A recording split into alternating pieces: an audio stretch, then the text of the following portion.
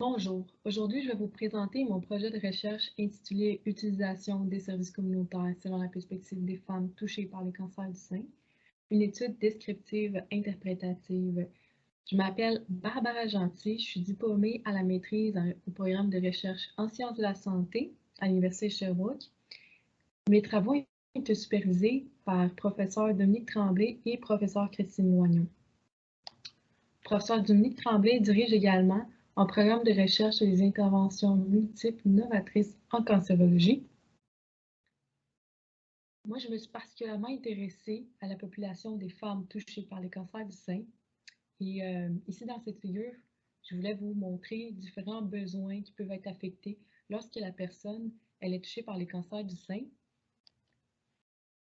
Les ministères de la Santé et Services sociaux suggèrent ainsi, pour mieux répondre aux besoins de ces personnes, de créer un lien des complémentarités entre les services de santé et les services communautaires.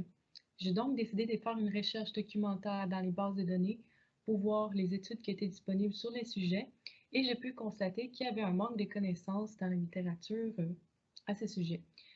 J'ai donc décidé de mener une étude qui porte sur l'expérience d'utilisation des services communautaires selon la perspective des femmes touchées par des cancers du sein.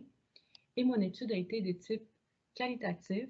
J'ai fait des entrevues auprès des participantes qui ont reçu un diagnostic de cancer du sein.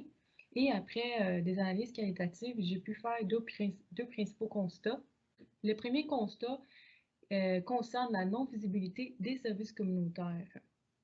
Donc d'abord, les participantes ont exprimé qu'elles avaient l'impression qu'elles ne connaissaient pas les services communautaires existants. Elles avaient l'impression que les équipes spécialisées non plus ne connaissaient pas ces services disponibles. Ensuite, il y a aussi certaines participantes qui ont exprimé le fait qu'elles préféraient laisser la place à d'autres personnes en ce qui concerne l'utilisation des services communautaires, même si elles avaient besoin du service en question. Alors, pour ce résultat, j'ai nommé auto-éligibilité pour référer au fait que les participants s'y considèrent éligibles ou pas au service communautaire en question. Les prochaines études, il serait intéressant d'approfondir davantage les constats autour de la visibilité, de l'auto-éligibilité, pour éventuellement améliorer l'accès aux services communautaires pour ces personnes. Je vous remercie de votre attention et de votre écoute.